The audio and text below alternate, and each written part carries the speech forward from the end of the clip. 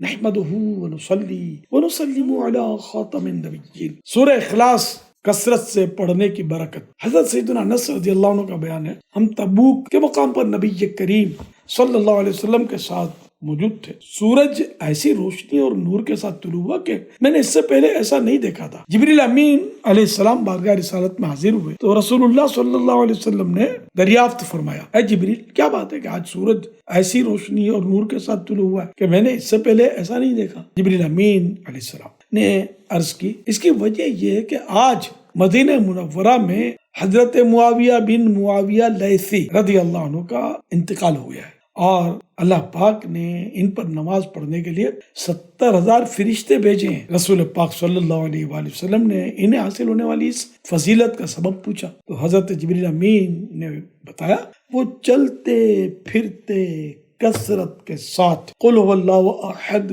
یعنی سورہ اخلاص کی تلاوت کرتے تھے.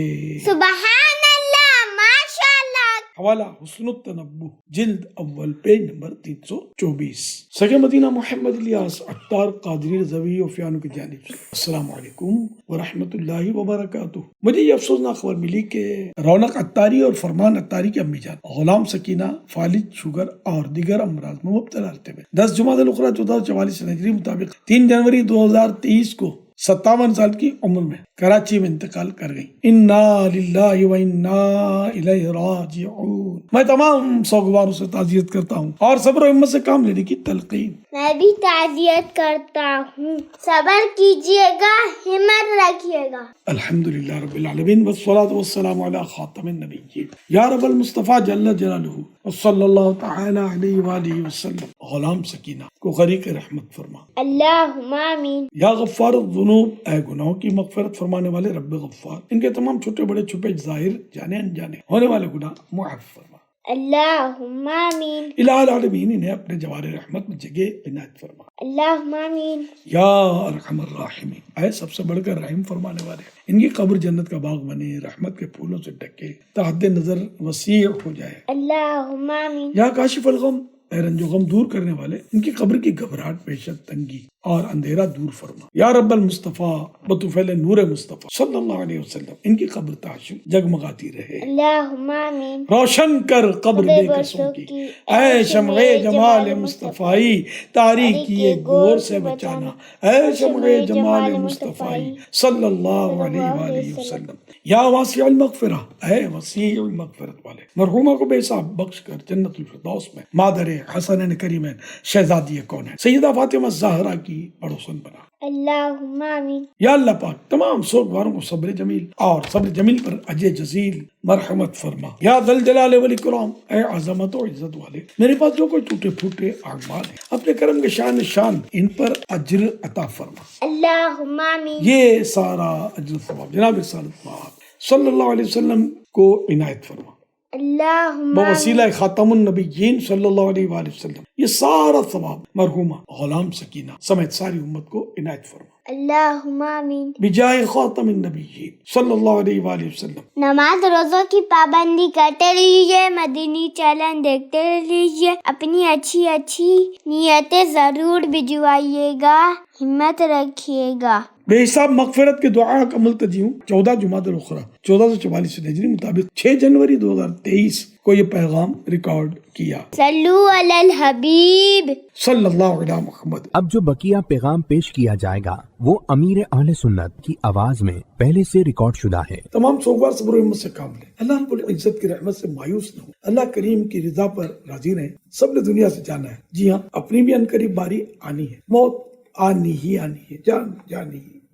کوئی بھی یہاں ہمیشہ رہنے کے لیے نہیں آیا. جانے والے کے لیے خوب دعائیں مغفرت کی جائے، اس والے ثواب کیا جائے، ہو سکے تو صدقہ جاریہ کے کام کیے جائے، مگر بے صبری ہرگز نہ کی جائے کہ بے صبری کرنے سے جانے والے نے پلٹ کر کہاں آنا ہوتا ہے. الٹا صبر کے ذریعے ہاتھ آنے والا جنت کا خزانہ ہاتھوں سے جاتا رہتا ہے. یہ صبر تو خزانہ ہے جنت عاشقو، عاشق کے لب پہ شکوہ کبھی بھی نہ آ سکے. یہ یاد رہے کہ میت پر نوحہ بھی نہ کیا جائے، کیونکہ نوحہ یعنی میت کی خوبیاں بڑھا چڑھا کر بیان کر کے آواز سے رونا، اسے بیان بھی کہتے ہیں، یہ حرام ہے. دیکھیے بہار شریعت جلد اول پیج نمبر 854. دامر اور خارش کے کرتے رسول کریم صلی اللہ علیہ وآلہ وسلم کا ارشاد عظیم ہے، نوحہ کرنے والی نے اگر مرنے سے پہلے توبہ نہ کی تو قیامت کے دن اس طرح کھڑی کی جائے گی کہ اس پر ایک کرتا قطران یعنی ڈامر کا ہوگا اور ایک کرتا جرب یعنی کھجلی کا۔ حوالہ مسلم شریف صفحات 465، حدیث نمبر 934۔ یا اللہ پاک تیری پناہ۔ شرح حدیث، ڈامر میں آگ جلد لگتی ہے اور سخت گرم بھی ہوتا ہے۔ جرب وہ کپڑا ہے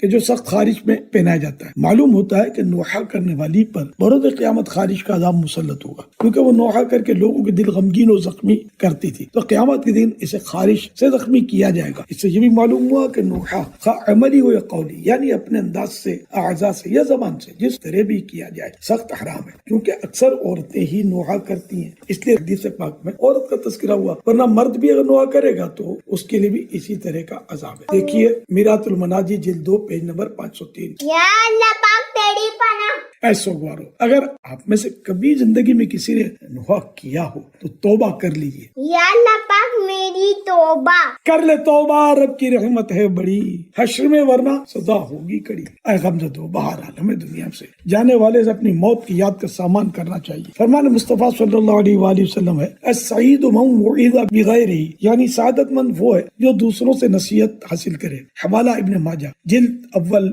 پیج نمبر 34، حدیث نمبر 46۔ تو اے غم کے مارو، ہمیں اپنی آخرت کی تیاری مزید بڑھانی چاہیے۔ روز تو لوگوں کی اموات ہو رہی ہیں، ڈیلی نہ جانے کتنے لوگ دنیا سے چلے جاتے ہیں۔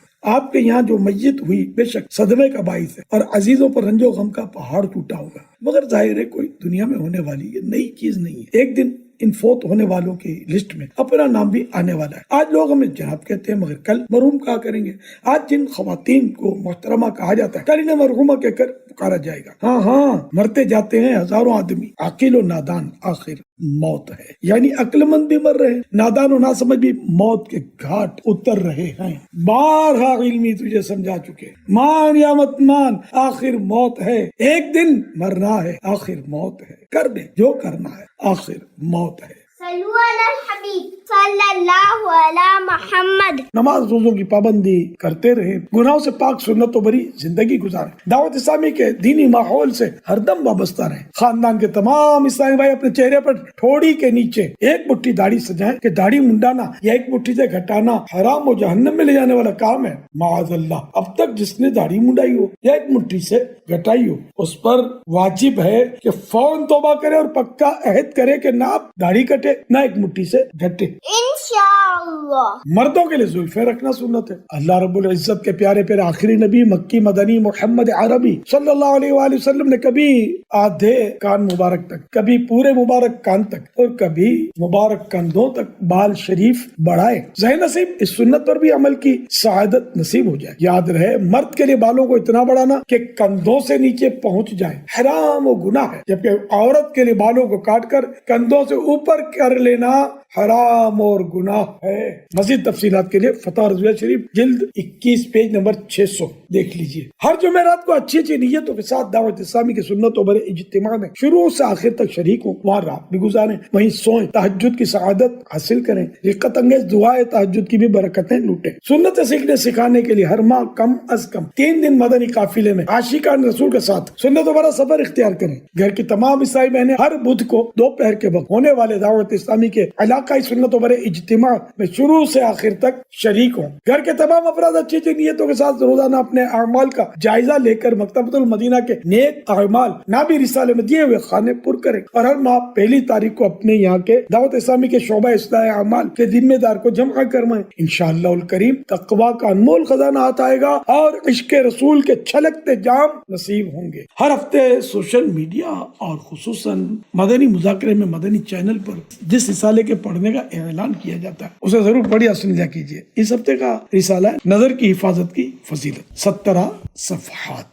دعوت اسلامی کے اکلوتے معنی میں فیضان مدینہ، یہ اگر بکنگ نہ کروائی تو 12 ماہ کے لیے کروا لیجیے اور عمر بھر یہ سلسلہ جاری رکھیے اور پڑھتے بھی رہیے۔ معلومات کا ڈھیروں ڈھیر خزانہ آتا ہے گا انشاءاللہ الکریم۔ اور مزید کم از کم ایک فرد کو 12 ماہ کے لیے ماہنامہ فیضان مدینہ کی بکنگ کروانے کے لیے تیار کیجیے اور ثواب کے حقدار بنیے۔ ہو سکے تو اس سال ثواب کے لیے 2500 روپے یا زیادہ کے دینی رسائل مکتبۃ المدینہ سے خرید کر تقسیم کر دیجیے۔ ذہن نصیب مرحومہ کے اس سال ثواب کے لیے اللہ رب العزت العزت کے دیے ہوئے مال میں سے مسجد بنا دیجئے یا مسجد کی تعمیر میں حصہ ہی لے لیجئے۔ مسجد بنانے کی فضیلت تو دیکھیے، بخاری شریف حدیث نمبر 450، فرمان مصطفیٰ صلی اللہ علیہ وآلہ وسلم، جو اللہ پاک کی رضا کے لیے مسجد بنائے گا، اللہ پاک اس کے لیے جنت میں گھر بنائے گا۔ ماشاء اللہ، صلو علی الحبیب صلی اللہ علیہ محمد۔